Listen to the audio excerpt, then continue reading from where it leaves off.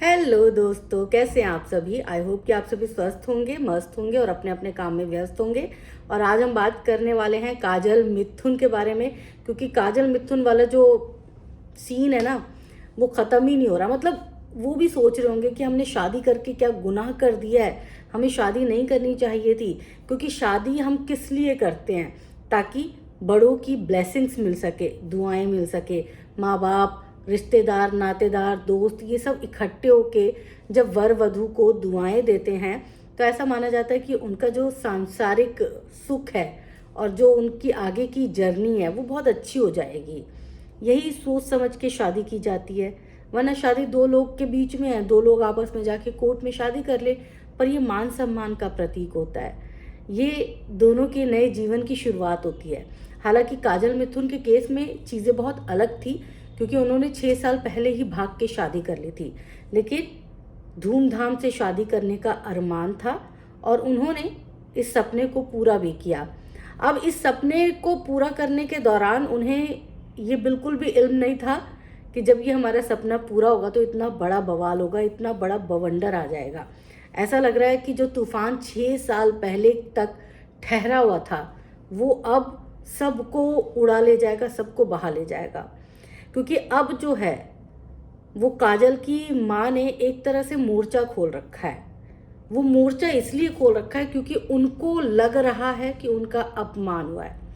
जबकि बहुत सारे लोग सामने आए और उन्होंने क्लैरिफाई करने की कोशिश की कि कहीं पर भी काजल की मदर का कोई अपमान नहीं हुआ है।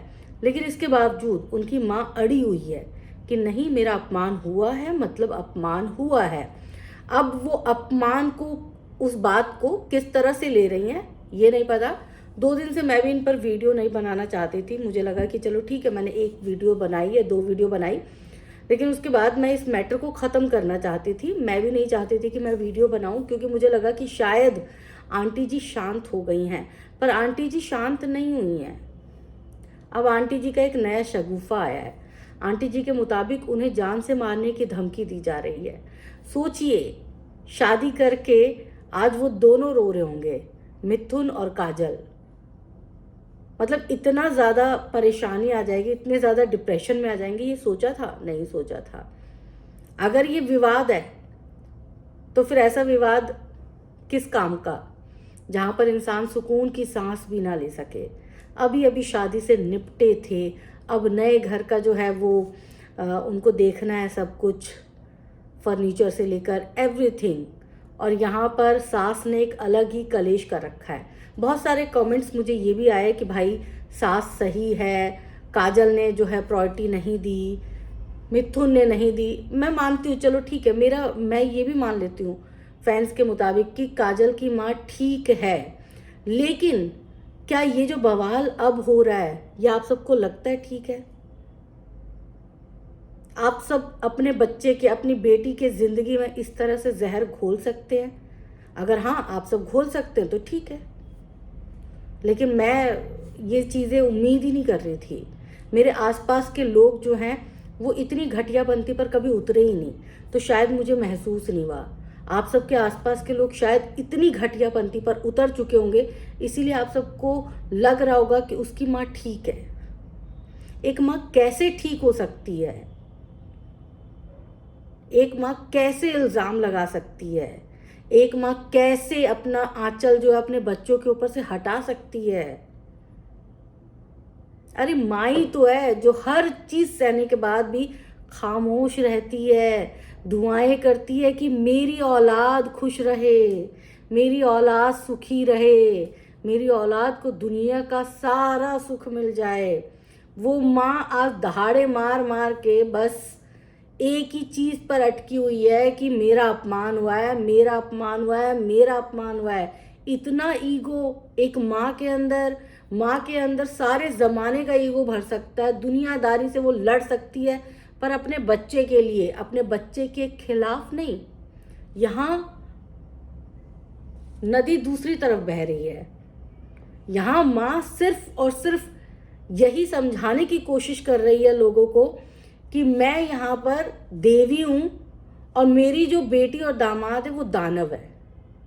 वो खराब है, वो मुझसे नाक रगड़ के माफ़ी मांग ले, वो मेरे कदमों में बिछ जाए, मैं उन्हें माफ़ नहीं करूँगी। मैं तो उनकी पूरी उतार के रहूँगी।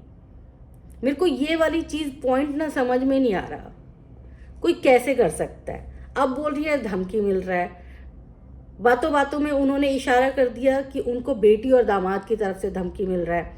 अगर आपको धमकी मिल रही थी, आपको ये बात सोशल मीडिया पर कहनी ही थी, तो आप इसमें ये क्यों बात लेकर आई कि भाई बेटा बच्चों का किया तो माँ बाप ही भुगतते हैं। आप तो नहीं भुगत रही हैं, आपने जो भुगता वो भुगत लिया, और अब जो है आप एकदम आ गई हैं कि नहीं, मैं तो अब सारे बदले जो पिछले मेरे साथ हुए हैं, जो मेरा नाम गुड़ गोबर किया है, वो सारा बदला मैं ले लूँगी, लगे हाथ ले लूँगी।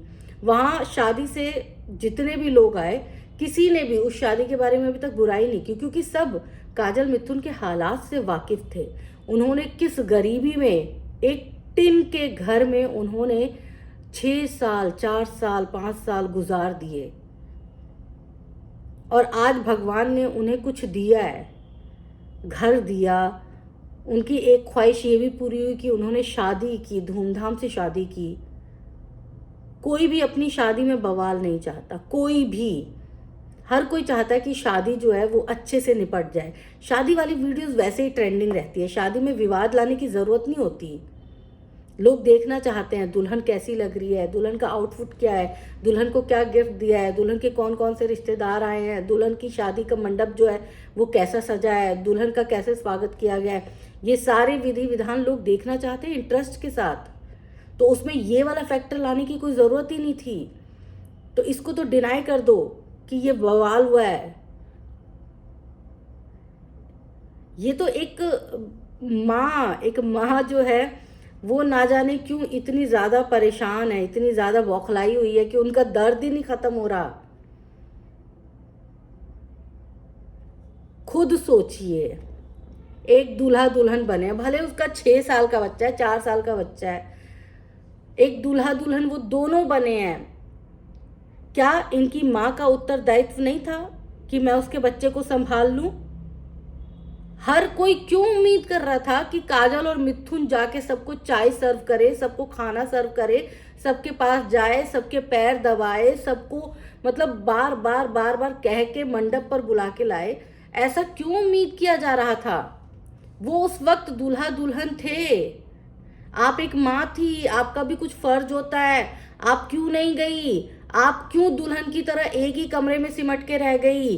वो काजल आई थी, काजल ने अपने भाई के गाल छुए थे, अपने भाई को उसने पूछा था, वो आपके कमरे तक भी गई थी। फिर आप क्यों आपका इतना ईगो हर्ट हो गया? आपको क्यों फील हो रहा है?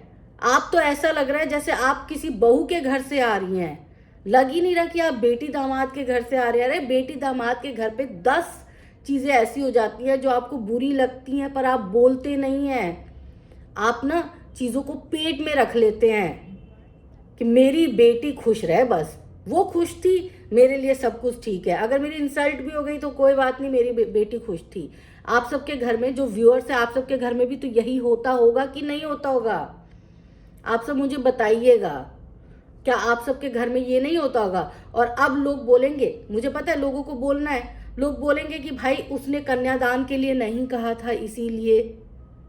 तो कन्यादान के लिए इन्होंने खुद मना किया कि नहीं मेरी 3 बेटी है। अच्छा ठीक है, चलो इनको कन्यादान करना था, ये तो आने के लिए तैयार नहीं थी। तो फिर इंसान किसी ना किसी को तो कहेगा ना कन्यादान के लिए। आप खुद बोलिए ना, इंसान एक ऑप्शन तो रखेगा ना। अगर एक मिशन फेल हो गया, एक बंदा नहीं आया, तो दूसरा ऑप्शन तो रखता है ना इंसान। फिर क्यों इतना बवाल हो रहा है? और किस बात का मतलब अब धमकी धमकी धमकी धमकी खेली जा रही है? और वीडियो देखिए बनाते हुए, बेटे को पीछे छुपा रखा है कंबल में कि ये देखो ये क्यों छुपा हुआ है, बेटा क्यों छुपे हुए हो? तो धमकी मिली है। चीज़ों को ना सोशल मीडिया पर आप बोल रहे हो कि मैं वाईटी के लिए नहीं आई, वाईटी के लिए नहीं आई, लेकिन आप साफ दिख रहा है कि आप वाईटी के लिए ही आए हो। आप वीडियो के भूखे हो, व्यूज़ के भूखे हो।